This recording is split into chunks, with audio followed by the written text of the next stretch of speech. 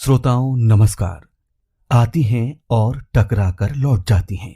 सागर की लहरें बार बार यही दोहराती हैं, काट देती हैं अंत में बेमजबूत चट्टानों को।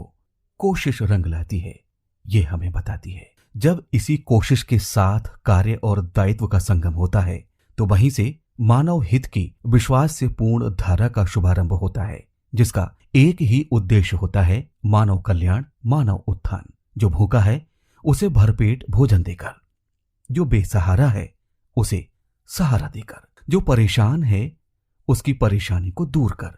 यही तो इंसानी फर्ज भी है, जिसे हम विषम हालातों में एक दूसरे का सहारा बनकर आगे बढ़ रहे हैं। मन में विश्वास है, मंजिल जरूर मिलेगी। बस बढ़ते रहो, खुद संभल कर दूसरों का सहारा बनो। इस वक्त भी ऐसा ही माहौल है। वर्तमान परिस्थितियां जीवन के लिए प्रश्न चिन्ह बनी है, तो वहीं घोर अंधियारे से उजाले की किरण जीवन को आशावान बना रही है। हम लड़ रहे हैं, आगे बढ़ रहे हैं, गिरते हैं और फिर खड़े होकर नए विश्वास के साथ बढ़ रहे हैं कि आखिर हम जंग जरूर जीतेंगे। कोविड-19 यानी कोरोना वायरस का संक्रमण भी हमारे हौसलों को आजमा रहा है। इस अदृश्य शत्रु ने अनेक लोगों के जीवन को छीन लिया। किसी ने अपने पिता को खोया तो किसी ने माँ, भाई, बहन। हम घरों में कैद हैं इसलिए कि हम इसके वायरस के संक्रमण से सुरक्षित रहें। लेकिन उसके उपरांत भी इस कोरोना वायरस से जंग लड़ने के लिए योद्धा मैदान में हैं, अपनी सकारात्मक भूमिका के साथ।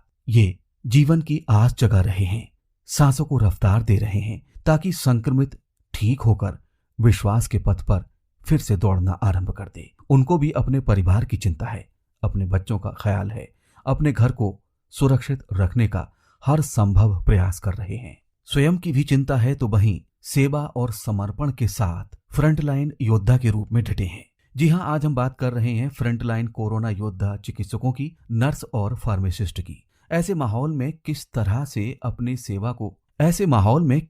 ये अपनी सेवा को अंजाम दे रहे हैं। हकीकत जानने के लिए कोविड-19 के प्रोटोकॉल का पालन करते हुए हमने रुख किया जनपद बरेली के अंतर्गत सीवीगंज के नगरीय प्राथमिक स्वास्थ्य केंद्र की ओर। यहाँ पर कोविड-19 गाइडलाइन के अनुसार वैक्सीनेशन का काम चल रहा है और जो लगातार सेवा भाव से लगे हैं इस कोरोना संक्रमण के दौर में, हम उनको इस कार्यक्रम के माध्यम से सैल्यूट करते हैं। इनकी भूमिका कोरोना वॉरियर से कम नहीं है। जी हाँ, आज हम बात कर रहे हैं चिकित्सक समुदाय से और हम इस समय मौजूद हैं नगरीय प्राथमिक स्वास्थ्य केंद्र सीवीगंज बरेली में और हमारी बातचीत हो रही है यहाँ की प्रभारी डॉक्टर मधु गुप्ता जी से। वर्तमान में कोरोना वायरस के संक्रमण से बचने के लिए वैक्सीनेशन का काम युद्ध स्तर पर चल रहा है और इस स्वास्थ्य केंद्र पर इन व्यवस्थाओं को आपकी देखरेख में संचालित किया जा रहा है। डॉक्टर मधु गुप्ता जी, कार्यक्रम में आपका स्वागत है। धन्यवाद। मधु जी, वर्तमान में कोविड-19 यानी कोरोना संक्रमण का खतरा चल रहा है। आपके स्वास्थ्य केंद्र पर वैक्सीनेशन का काम युद्ध स्तर पर चल रहा है। किस तरह आप इन व्यवस्थाओं को अंजाम दे रही हैं? हमारे यहाँ वैक्सीनेशन का काम बहुत सुचारू रूप से चल रहा है। पहले से रजिस्टर्ड लोगों को हम लोग वैक्सीनेशन कर रहे हैं। इसमें 2 ग्रुप के वैक्सीनेशन चल रहे हैं, एक 18 से 44 साल का और एक 45 प्लस। इसमें से लोग पहले से रजिस्टर्ड करते हैं, उनको ऑन स्लॉट मिला होता है, उसी स्लॉट के अकॉर्डिंग वो लोग आते हैं, उसको हम वैक्सीनेशन कर रहे हैं। कुछ स्पॉट 45 प्लस में हम लोग ऑन स्पॉट रजिस्ट्रेशन भी कर रहे हैं। मधु जी, इस वक्त हम देख रहे हैं जो वैक्सीनेशन का काम चल रहा है, वो कितने प्रकार की वैक्सीनेशन इस समय करवाई जा रही हैं? इस वक्त बरेली में 2 वैक्सीन चल रही है, कोविशील्ड और कोवैक्सीन, लेकिन हमारे केंद्र पे खाली कोविशील्ड आ रही है। जिन साथियों ने पहली डोज यानी वैक्सीनेशन की पहली डोज लगवा ली है और वो कोरोना से संक्रमित हो जाते हैं, तो इसकी दूसरी डोज का क्या प्रावधान है? कितने दिनों के बाद ये लगवाई जा सकती है? दूसरी डोज 3 महीने के बाद लगवाई जा सकती है। जो गर्भवती महिलाएं हैं उनके लिए इसकी प्रक्रिया क्या है? अब स्तनपान कराने वाली महिलाओं के लिए हमारी गवर्नमेंट ऑफ इंडिया ने परसों ही गाइडलाइन चेंज कर दी है, वो लोग वैक्सीनेशन करा सकती हैं और फॉक्सी के अनुसार हमारी गर्भवती महिलाओं को भी अब वैक्सीनेशन के लिए परमिशन मिल। ऐसे साथी जिन्होंने कोरोना वायरस के संक्रमण से जंग जीत ली है, उनका वैक्सीनेशन कितने दिनों के बाद संभव है? उनको भी 3 महीने बाद वैक्सीनेशन संभव है। इन विषम हालातों में आप यहाँ सेवा भाव से काम कर रही हैं और इसी बीच आप अपने परिवार के साथ भी समन्वय बनाकर रखती हैं, तो परिवार और सेवा चूंकि संक्रमण है, इसका संक्रमण तेजी से फैलता है, तो परिवार और सेवा के बीच आप कैसे समन्वय स्थापित कर रही हैं? इसके लिए हम लोग को बहुत मुश्किल समय का सामना करना पड़ रहा है। मैं पिछले 1 साल से अपने आप को अपने आइसोलेशन में रख रखा है। मैं अपने परिवार से बिल्कुल अलग, एक अपने घर में एक अलग कमरा मैंने बना रखा है, उसी में रहती हूँ। बाकी पूरा मास्क, सैनिटाइजेशन, पूरा हम लोग परिवार को थोड़ा हमारा सफर करना पड़ रहा है। हम बिल्कुल अलग कमरे में रह रही हूँ मैं 1 साल से। Doctor Madhu ji, corona virus के संक्रमण के खिलाफ जो लोग जंग लड़ रहे हैं और जो इस वक्त सुरक्षित हैं, उनके लिए आप क्या कहना चाहेंगी? जो सुरक्षित, उनको यही कहेंगे, हमारी सबसे बड़ा हथियार हमारा प्रिवेंशन ही है। सबसे पहले हर किसी को वैक्सीनेशन करवाना चाहिए और समाज में सबको आगे आके वैक्सीनेशन करवाना चाहिए। अब तो गवर्नमेंट ने 18 साल से ऊपर कर दिया है,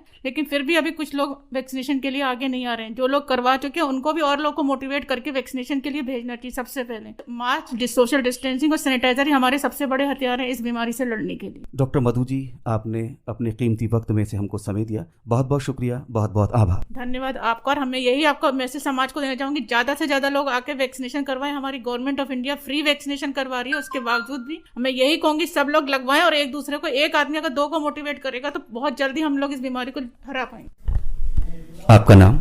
सरस्वती। सरस्वती जी, आप इस समय इस स्वास्थ्य केंद्र पर किस पद पर कार्यरत हैं? ANM पद पे। आप कब से सेवा कर रही हैं? मैं 2018 से तैनात हुई है मेरी, तो जब से यहीं पे हूँ। इस वक्त कोरोना वायरस का संक्रमण चल रहा है और ये संक्रमण एक दूसरे के संपर्क में आने से फैलता है। लगातार आप सेवा भाव से काम कर रही हैं, आप कैसा महसूस करती हैं इस वक्त? सेवा करना तो हमारा काम ही है, लेकिन ये सेवा मतलब हम करने अच्छा लगता है। कहीं डर लग रहा है नहीं इस वक्त? डर तो शुरू में बहुत डर लगती थी, अब नहीं डर लगती है। जो लोग यहाँ वैक्सीनेशन करवाने आते हैं, आप उनको किस तरीके से मोटिवेट करती हैं?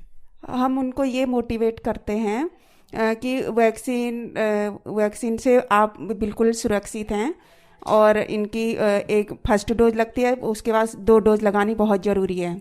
वैक्सीनेशन के कितने समय तक आप स्वास्थ्य केंद्र पर उस कैंडिडेट्स को रोके रखती हैं? कम से कम आधा घंटा। क्या बताती हैं उसके बाद कि भी वैक्सीनेशन के बाद अगर कोई प्रॉब्लम हो तो आपको डरना नहीं है? इस तरीके की क्या क्या चीज़ें हैं जो उनको आप बताती हैं वैक्सीनेशन के टाइम? वैक्सीनेशन के टाइम उन्हें डरने की कोई बात नहीं है, ये पूरी तरह से सेफ है। और हम ये उनके ऑब्जर्वेशन के लिए आधे घंटे के लिए रोकते हैं।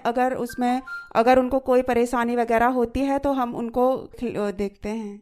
जैसे अक्सर सुनने में आता है कि वैक्सीनेशन के बाद हल्का फुल्का बुखार या फीवर आता है, उसके लिए आप किस तरीके से उनको मोटिवेट करती हैं? उनको हम ये मोटिवेट करते हैं, हल्की बुखार के लिए तो पैरासीटामोल खाने के लिए बोलते हैं। बहुत बहुत शुक्रिया, बहुत बहुत आभार। मेरा नाम हृदय कुमार, फार्मासिस्ट के पद पे तैनात हूँ मैं अर्बन प्राथमिक स्वास्थ्य केंद्र सीवीगंज में। इस वक्त कोरोना वायरस का संक्रमण चल रहा है, लोग यहाँ पर वैक्सीनेशन कराने आ रहे हैं, किस तरह से आप उनको मैनेज करते हैं? हम सभी लोगों को सोशल डिस्टेंसिंग के हिसाब से खड़ा करते हैं। एक बाइल पे 10 ही लोगों का वैक्सीनेशन होता है। उनको वैक्सीनेशन कराने के बाद आधे घंटे ऑब्जर्वेशन में रखते हैं।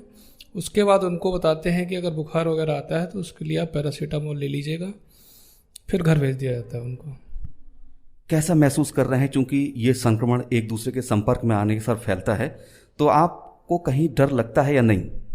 सर, डर लगता है, लेकिन अब ये है कि सामाजिक कार्य है, इसको करना है और हम लोग को तो करना ही करना है हर हालत में। स्वास्थ्य विभाग का काम ही ऐसा होता है और हम जो है लगातार सेवा करते जा रहे हैं जनता की, और सभी को सोशल डिस्टेंसिंग का पालन तथा मास्क और हैंड सैनिटाइज़र के लिए विशेष तरीके से प्रोत्साहित करते हैं कि आप ये सब चीज़ें रखें, जिससे सोशल डिस्टेंसिंग बनी रहे और कोरोना का संक्रमण कम हो।